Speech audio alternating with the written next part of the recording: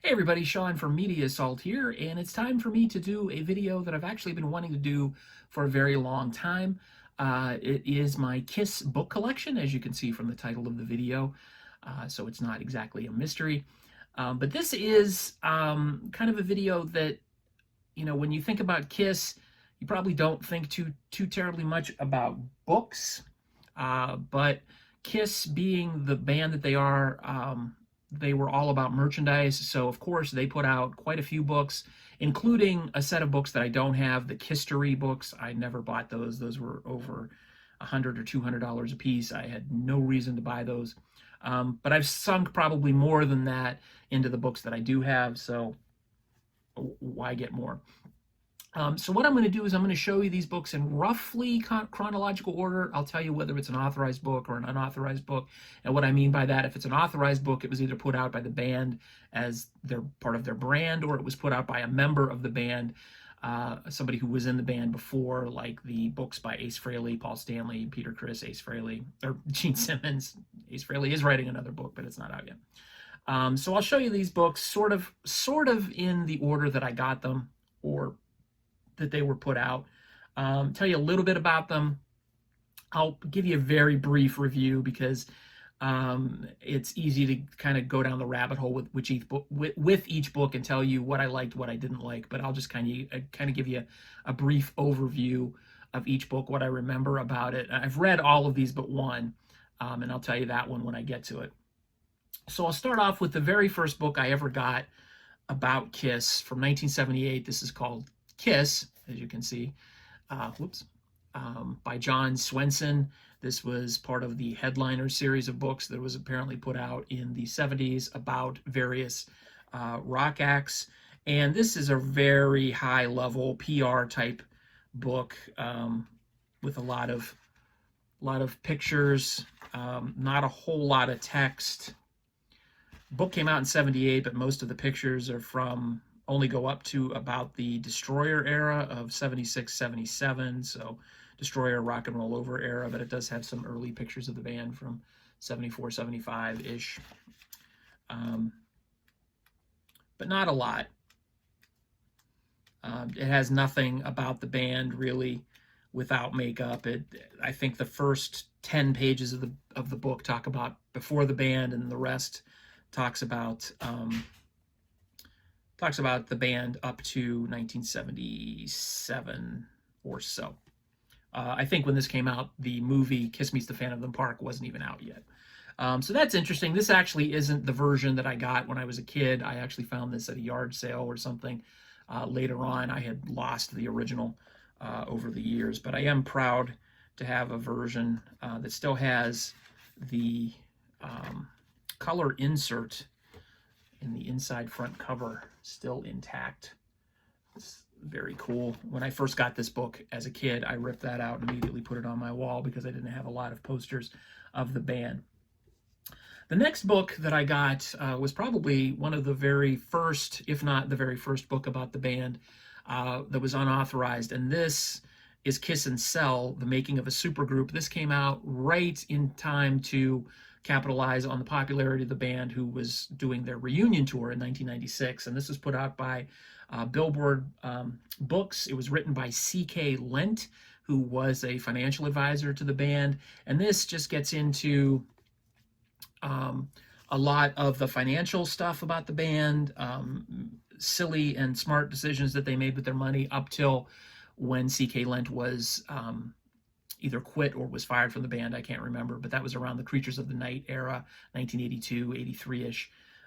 So it's not a complete history, but it is very in-depth and very interesting to read about the different things they invested their money in, and the grandiose plans they had. Hey, look, it's a dog.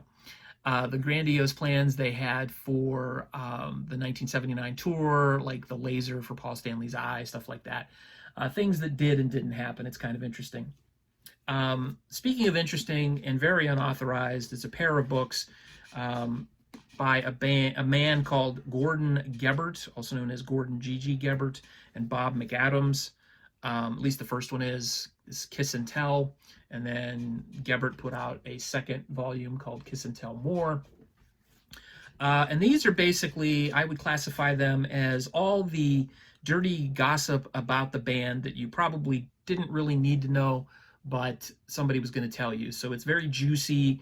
Um, it says this book exposes the hidden reality of some of rock and roll's most excessive characters: Gene Simmons, Paul Stanley, Ace Frehley, and Peter Criss. This is mostly focused on Ace Frehley because Gebert, or Gebert, however you pronounce his name, um, claims that he was best friends with Ace Frehley for a long time. He was in his inner circle. He definitely did perform on at least one of his albums, um, but it's a lot of dirty laundry type stuff about Ace and a little bit about the rest of the band. This second book is mostly a reaction to the criticism and a reaction to the reaction of this book. And it's made up of mostly financial documents and emails about the book and other sort of stupid stuff. This is a book that I got. This came out, I think, in '97. This is called An Illustrated Biography of the Band. Yeah, '97, by Joe Stevens. It's Revenge is Sweet. And unfortunately, the copy I have is starting to fall apart. The cover's coming off. But this is just chock full of pictures and a very high-level overview of the band, including up through until the reunion tour. It does include a few pictures from the reunion tour. It has a discography in the back. Back cover does include pictures of all of the members up to that point. It's kind of one of those books that you would find in a bookstore and say, oh, I don't have any books about Kiss that have these pictures. It's more or less a glorified magazine, but it was interesting at the time. A much higher quality and more direct connection with the band is this book. This is called The Kiss Years by Barry Levine, or Levin. I'm not 100% sure how you pronounce his name, which is terrible because he's a great photographer. But he was the band's photographer for quite a while, the official photographer. He was responsible for a lot of the famous photo shoots of the band, including like Love Gun era stuff. I'll give you an idea if you've seen these pictures. You know his work. And he worked with the band up until the Elder, and then he rejoined them. Here's some of the work from the Elder period. He rejoined the band for the reunion tour, and there's a very brief mention of the reunion tour in the back, or the reunion tour photos, I should say. But this is highly sought after. It wasn't in print for very long. It was self-published. So if you can find this one, it's definitely worth getting. Definitely got a lot of good material in it. And around that time, let me check this one book. I'm not 100% sure when this one came out. This is authorized, but I might be wrong when it came out. This one... Okay, this one came out in 2002, so I'll start with this one. This is obviously authorized. This is Kiss and Make Up by Gene Simmons. This was put out, this is the first of the autobiographies by the 4 members of the original band. It's been a long time since I read this, but what I remember of it is it does have some interesting photos in it, you know, of Gene's parents, and Gene as a kid, Gene with his mom, and in early bands and stuff. But what I remember is it's a lot about him name dropping all the people he's met over the course of his life and who he's hung out with. And so there's a lot of name dropping in that. He also put out a second book in 2003 called Sex, Money, Kiss. I happened to get one of the limited edition autographed versions, although this really doesn't look like his autograph.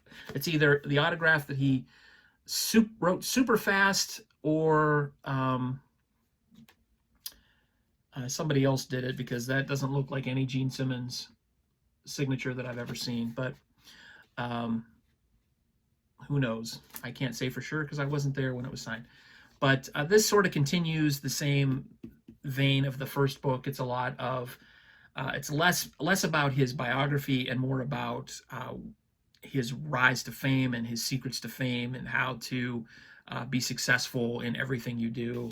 Talks a lot about his business ventures up to that point, like the Kiss conventions and his ill-fated magazine Tongue, and just a lot. It's sort of a hodgepodge of stuff, so it's kind of a mixed bag, but it's worth a read if you're a fan of the band. Continuing in the autobiography vein, here is Ace Frehley's No Regrets, and this is an interesting book because Ace himself has said that he doesn't remember a whole lot of stuff. Here's some pictures of Ace as a kid. He does not remember a lot of stuff because of his abuse of drugs and alcohol, so a lot of this is told from people he knew or met over the years, so it's not as much of an autobiography as it is story time about Ace Frehley. But there are a lot of interesting pictures in it, and it's basically just a lot of stories that he may or may not have gotten all the facts right. But it's interesting to get his perspective on being in Kiss, growing up in the Bronx. It's not a bad book. It's probably the most honest up to the limits of his memory, anyway. Another one is authorized, is Peter Criss's autobiography. This is Make Up to Break Up. And this has some pictures on the back. It also has some pictures in the middle. He's very big on pictures of his family and him growing up, and so there's definitely a lot of pictures in this book. And this one to me it's a good book. It's interesting to get his perspective because Peter doesn't get a lot of credit for what he did with the band, but he definitely comes off as very whiny and very woe is me. I was given a rough deal, and how I got screwed during the reunion tour, and how Ace, my best friend, got paid more money than me and he didn't tell me, and we had the same management, and yada yada yada. So he comes off as very ungrateful. Anybody who's been in a band as big as Kiss and is part of their foundation, and he squandered a lot of what he earned as being a part of that band and let drugs and alcohol get to him. Might be a nice guy. I don't know him, obviously, but in the book he comes off as kind of a whiny prick. And finishing the autobiographies that I have, this is the Paul Stanley one, Face the Music. This one is interesting because this one is almost like an apology for some of the things and ways he was over the course of the years. Definitely has some interesting pictures that you've never seen before. There's Paul in his bedroom as a kid. It's very interesting. Here is the back. It's a very honest book as well. It's surprisingly forthcoming in his own limitations as a human being. He kind of atones for a lot of mistakes that he made over the years, and I don't know, I really enjoyed reading this one. This one is probably, I read Aces and Peters very quickly. Gene's took me a little longer, maybe 2-3 days. This one I read over the course. It's a bigger book than the other ones. This one I read over the course of 2 days. So there you go. Some more authorized books. This came out in 2003. This is Kiss the Early Years. This was put out by Gene and Paul and Waring Abbott, who did the photography. So this is a lot of early photography of the band up through till about 1975-ish, maybe 75, 76-ish.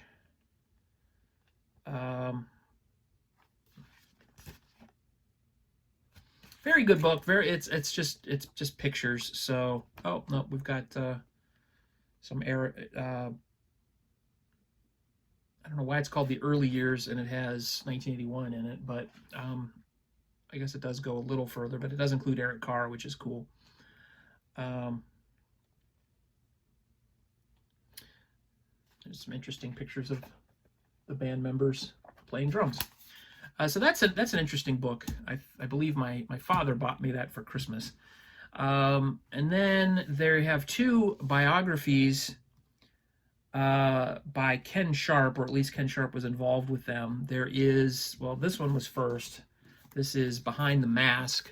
This is the official authorized biography. So as you can guess, it doesn't get very deep into um, the dirt on the band, but it does have some interesting pictures and interesting commentary.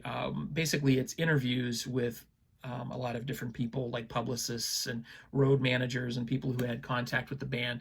So it's basically the band talking about themselves in their own words, along with other people. It doesn't get too in depth, but it is kind of a nice high level overview about the whole band. And then this is interesting. This is Nothing to Lose. This is basically only focuses on the first couple years of the band, from their formation. It's an interesting picture of the band proto makeup. Up through till 1975, just on the cusp of their huge fame. So that leaves the unauthorized books, and this is where things get interesting, because if you're really a fan, this is where it really gets into the nitty-gritty of the band. This is where, you know, the band members themselves may or may not remember certain details, but then you've got Kiss fans who were notoriously hungry and just ravenous for detail about the band and want to document everything. So we've got these books. The creme de la creme is probably this book, which was highly sought after for a long time. It's Kiss Alive, and Kiss Alive Forever. It's the complete touring history up through the farewell tour, so it's out of date by quite a bit. It ends in 2002, I believe. But it has basically the set lists and the dates for every concert the band played up through to 2002. Stories about the band. So it's fun to look up, you know, the concerts that you've gone to see if anything special happened backstage, take a look at pictures of different things, them rehearsing for stuff. So this came out, and I bought this, as you can see, from Half Price Books for $7.48. It was published at $29.95. It then went out of print and became highly sought after. So it was really hard to get a copy of this. And it started selling on eBay for like $100. And I was just really happy to find it. It's a beat up copy, but I found a copy at Half Price Books. So then they announced a new version, and I thought, oh, cool, it'll be the second part. So it'll go from 2002 up through till whenever it came out. And so I ordered it. I pre-ordered it, and this is the copy I got. As you can see, it's in much better shape. It has a different cover with Vinnie Vincent on it, but it's exactly the same book. It starts, or ends rather, in March 6th, 2002 in Rio de Janeiro. So basically, I have two copies of exactly the same book, one in crappy condition, but an original, and another in great condition, but a reprint. And then the next couple books I have are sort of very, very focused on different aspects of the band. And I said there was one book that I have not read all the way cover to cover, and that is this book, Gene, Ace, Peter, and Paul. It is an in-depth exploration into the creation and recording of the ill-fated, or not so ill-fated if you just look at sales numbers, or shipping numbers rather, the solo albums from 1978. It's basically interviews with people who recorded with Gene, Ace, Peter, and Paul, but does not include any interviews with Gene, Ace, Peter, or Paul. But it's a detailed exploration of the 1978 Kiss albums. And I did not finish this because it gets very repetitive. It's not that it's bad, it's just like, how many times can you hear that Ace was having a lot of fun recording a solo album, and you know, Gene was very interested in just making sure all of his influences were captured, and he had a billion guest stars, that kind of stuff. By the same author, along with Tim McFate, is this book. This is an interesting book. This is Odyssey. It's the definitive examination of Music from the Elder, which is considered the worst Kiss album ever made, but also one of the most interesting because they did sort of this concept album with Bob Ezrin as a producer. And this is just chock full of interesting stuff, down to where they got the book, or where they got the door for the cover of the album. You can see sort of a reference to that. You've got Paul Stanley sort of hiding his face. But the cover of the album is, of course, this door knocker with the hand reaching up. It talks about how it was interesting that this was the first Kiss album that didn't feature the band on the cover.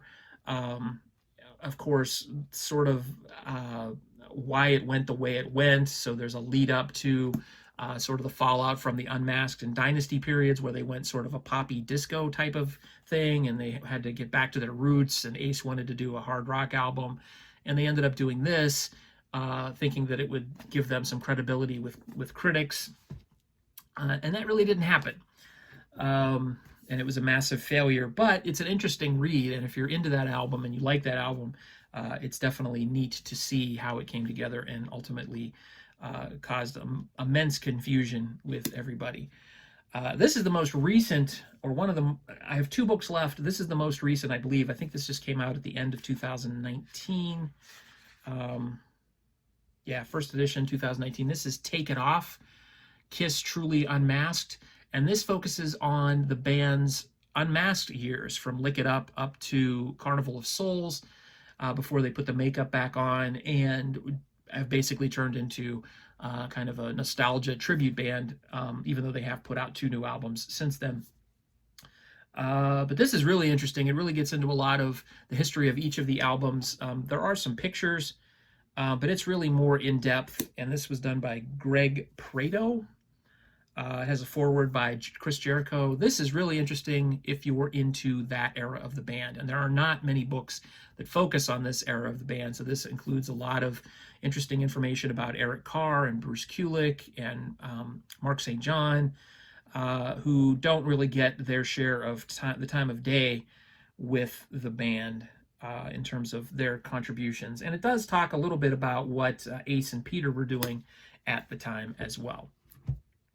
And probably the most interesting book of the unauthorized, other than the Odyssey book, is this book. This is from the road crew of the band up through the European tour of 1976. Peter Oriquinto, J.R. Smalling, Rick Monroe, and Mick Campisi of the original Kiss crew. And I just ordered this from Amazon, and I actually got an autographed copy from Peter Oriquinto. I guess that's how you pronounce his name, but he was known as Moose, but it's a signed copy. But this is full of really interesting pictures, really interesting road stories. I mean, this is the kind of thing that if you're a Kiss fan, you're going to learn a lot about the band. You've kind of got the cover that's modeled after Destroyer. It's a really interesting book. You learn a little bit about how they defended the band, and they went after other road crews who tried to screw over Kiss when they were opening for other bands. These guys were a big reason why Kiss was such a huge success on the road from 1974 to 1976. And I don't think they get enough credit for their contributions based on the fact that they really were behind the band, and they didn't do it for the money, and they ended up getting cut out of the deal. And I don't think enough is really made of that they didn't get their fair share of credit for what they did for the band. So this is called Out on the Streets, the true tales of life on the road with the hottest band in the land. And this came out in 2014. And just an excellent read. But this is the kind of stuff, the minutia of the band, if you really want to get into that. These 2 books, well, actually these 3 books, are probably the really way to get into that. Super heavily high detail in those books. So there you go. That's my Kiss book collection. Super long video, probably rambled quite a bit more than I wanted to. So as always, feel free to rate, comment, and subscribe if you haven't done so already. I'd like to hear your input on any videos that you'd like to see. Some of you have asked to see the dog, and she's not really interested in being on camera, but this is Myrtle, and this is one of the 2 dogs. Oh, look, she heard her name. Hi, Myrtle. She is an awesome dog. And thanks for watching. If you've watched all the way to the end of this, I rewarded you with the dog. So thanks again for watching, everybody. Feel free to rate, comment, and subscribe if you haven't done so already. And take it easy.